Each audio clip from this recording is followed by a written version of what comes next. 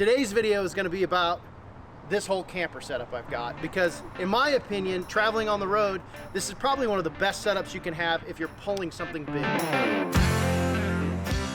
As well as running Alpha Angler, I'm also a traveling professional fisherman, so I go do tournaments all over the country. This is probably one of the best setups you can have if you're pulling something big that doesn't fit inside like a toy hauler. I see a lot of guys with this setup pulling like ATVs and UTVs and stuff like that. So anyways, let's get into the details of what you would need, the kind of things you want to think about if you're going to go to a rig like this. This is my 2020 1-ton Ram dually, and I bought a dually because I knew I was going to get a bigger, heavier camper this round because I wanted the slide. This is a single slide, but the whole side comes out, which makes it really heavy. I wanted enough carrying capacity in my truck so that I could pick whatever camper my wife decided she wanted. In this scenario, this camper has a dry weight rating of 3,300 pounds, but that's before batteries and propane tanks and all that other stuff. When we actually weighed it, the truck came in at 13,500 pounds with the camper on it, 8,000 pounds on the back axle, and 5 up front. So that means the truck weighs about 8,500 pounds. That means this camper weighs about 5,000 pounds as it sits on the truck with the air conditioner and all the stuff in it, the water, all that kind of stuff. So you got to kind of plan accordingly. So the number one most important part was, I called the guys at Schwab's. I wanted a tire that was quiet, but also could handle the loads. Okay, so these are their new open range AT Plus tires. They have a load rating of 120, which means 3,000 pounds per tire. Now, if you have dualies, they don't give you the full 3,000 pounds. They knock it down a level because if you were to blow one tire, they don't want the single tire to just blow right behind it because you lost it. So it's actually 2,700 pounds of tire. So about 11,000 pounds on my rear axle I'm capable of. That means when we weighed it, my rear axle had 8,500 pounds on it, so I've got plenty of buffer room. That's why I bought a dually. I wanted to be able to haul an extra load without worrying about, like, in the summer when it's 105 degrees out and it's hot. I don't want to lose a tire because it's overloaded. This is probably the best. I've ran a lot of tires. This AT Plus tire is quiet, and most importantly, it's stable. Like, the truck doesn't wobble around on the road, especially when you're going 75 miles an hour with this setup. You're not supposed to go 75 miles an hour, but sometimes it's a long drive. Anyways, long story short, these tires are super quiet and they're super stable. Probably the best I've had. They're also really good in the rain. We had to drive through a monsoon a couple trips ago, and it was kind of dangerous. Good tires. All right, so we covered tires. Number 2 is airbags. Really important. And I needed the Les Schwab guys to help me set this up because I made a lot of mistakes and I'm going to try to save you guys from. The number one thing I will not do ever again is put an onboard compressor on, for 2 reasons.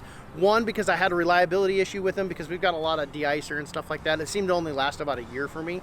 But number 2 is a lot of those compressors are single manifold compressors. And what that means is they have a main line and they feed both airbags the exact same amount of air. That's a huge problem with a camper like this. The number 1 problem it causes is that when I go around a corner and I'm turning and that truck leans over, when they share the airbag, when they share the capacities, the one bag gets depressed because of the weight of the camper as you're going around the corner, and it pushes the air to the other side. So what it does is it exacerbates that leaning feeling. It doesn't feel stable anymore. The more around the corner you go, the more it leans. And I've actually heard of guys actually tipping their trucks over because of that.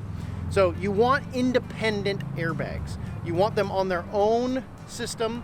I fill mine up manually. The number 2 reason that you want them independent is because on a camper like this, where I have a slide on one side and not one on the other, the camper is uneven in weight. So the airbag on the driver's side is actually filled up 25 pounds more in PSI than the other side to make my truck level going down the road. And the number 3 error that you'll notice with airbags is when you have them installed, if you don't tell the installer that you have a slide-in truck camper, they'll generally put the fill for each airbag in your license plate. Well, if you do that, how are you going to fill it up? So the guys at Schwab came up with a solution for me, and we stuck them right in the wheel wells. Here's a really cool trick too.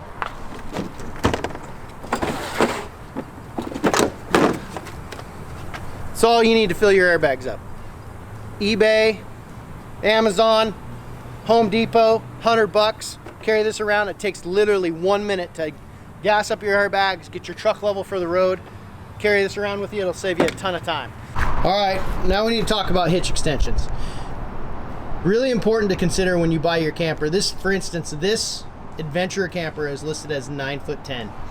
It is 9'10" from the front of the box to the back of the camper. After about 19, trucks now have 2.5-inch hitch extensions, so you can actually come out 3 feet with this extension before you need to add like a big torque lift setup or a dual receiver setup.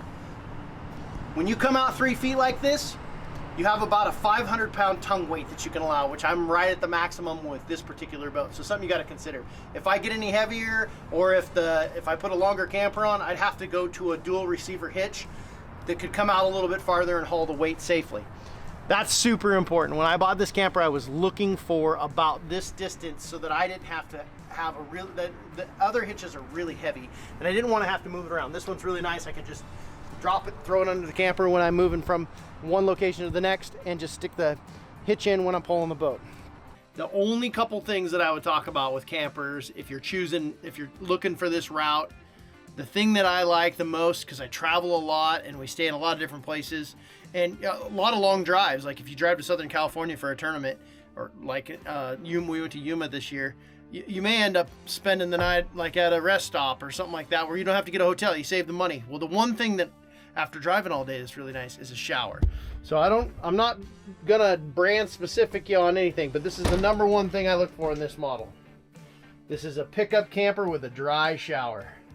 What that means is the toilet doesn't get wet when you shower. You can take a hot shower after driving all day. You got everything you need. You can cook in the morning, make breakfast, and then you're back on the road like a hotel, but just doesn't cost as much. So I love the space of this camper. There's a lot of different models of campers, but that was the one thing I was looking for. This, I believe, is one of the lightest versions that you can get with a dry shower. So that's my rig, my ride for the inside of this camper. Obviously, there's a ton of different choices.